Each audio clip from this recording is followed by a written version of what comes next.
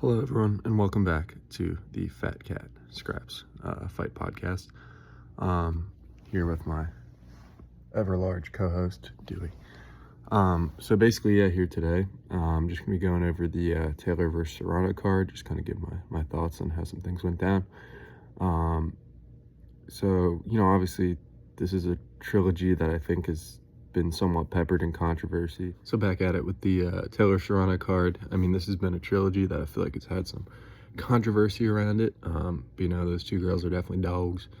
And, Katie Taylor gets the dub this time. People would argue, maybe for the better part of the last, fight and a half, that she wasn't necessarily deserving of a dub. But I think in this fight, she definitely eked it out.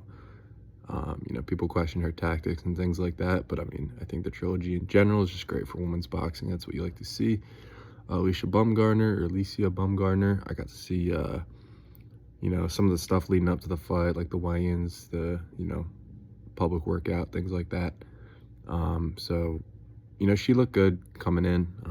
Sometimes it's hard to tell with these fights. They'll have a bit of a layoff, so to speak.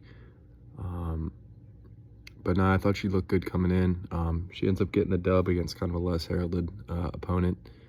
I don't think she really enforced her will. I think she could have definitely got her out of there, in due time. But not how it works out. Ellie Scottney with the win as well. I feel like she was heavily favored going into that, so not really surprised. Got to build up these UK girls because they definitely have quite the draw in it.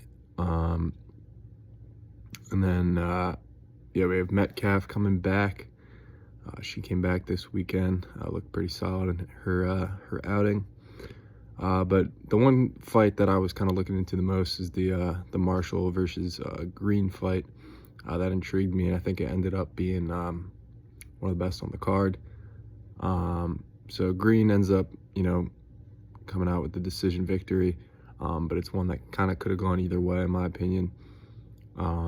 Marshall, she's someone who's a very smooth fighter, strong jab, things like that. And then just 14 fights prior to this one. She's definitely someone that talks her crap, so to speak, at a Newcastle. But being represented by MVP, beating Cruz Dessert in her last outing. So, I mean, she was definitely, both these fighters, this isn't,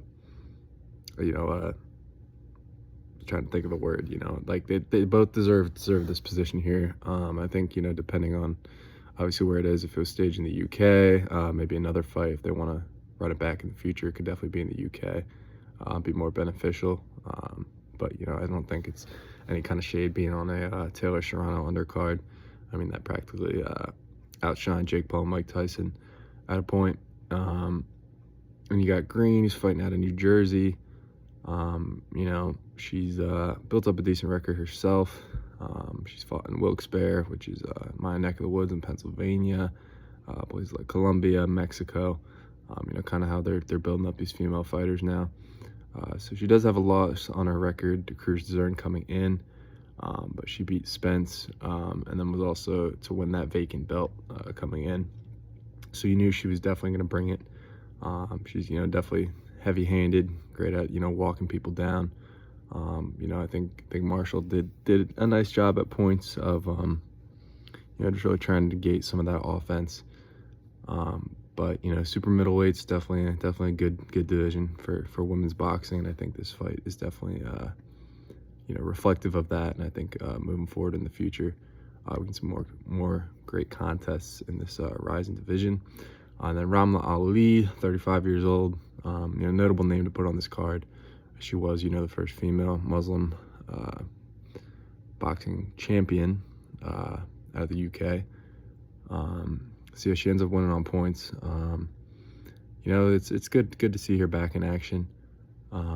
Just because of what she's done for the sport and for UK and just for the female fighters over there and just around the world. But yeah, she ends up winning on points. Nothing too crazy. I mean, she is kind of getting up there in age, but you never know. What could be for her next. But I think it's good to have names like that on a card like this. I mean, look up and down, all female.